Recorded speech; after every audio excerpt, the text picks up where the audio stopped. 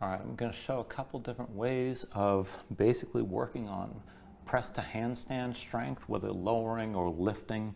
And a lot of times people do this kind of thing with a head pressed into the wall, right at the wall itself, which it helps to a certain extent. But the problem is, if your butt's too close to the wall, your butt tends to stick to the wall. When you come up, you tend to want to lean into it.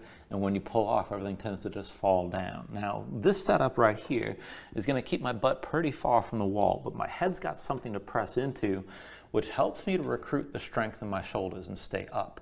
And then I can just focus on what I'm doing from the hips to lift and lower my legs. So to demonstrate this very quickly, to find the setup initially to come into this, you want your head touching the box or your chair, whatever you have that helps push you away from the wall.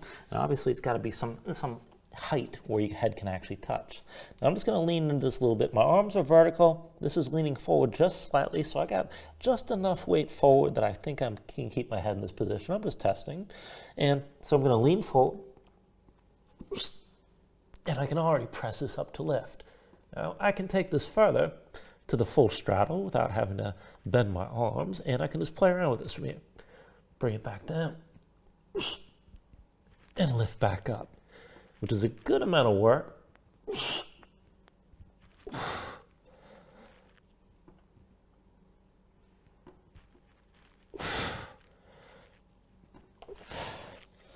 And mostly I'm just maintaining the press in my upper back, and this lets me know what I need to do with my hips and with my legs to take things back and forth and up and down to really feel that out. Being upside down and moving into this is a different sort of stress, and it's hard to find a setup that allows you to work on that if you have a certain level of strength without having to fight for your balance the whole time. And that's the whole purpose of using this box right here.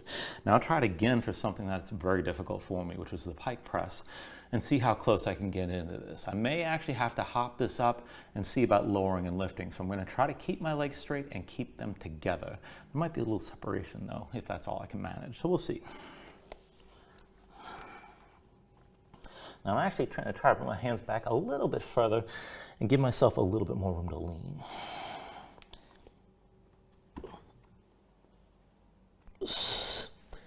Oh, there we go. I can bring this all the way up and come to vertical.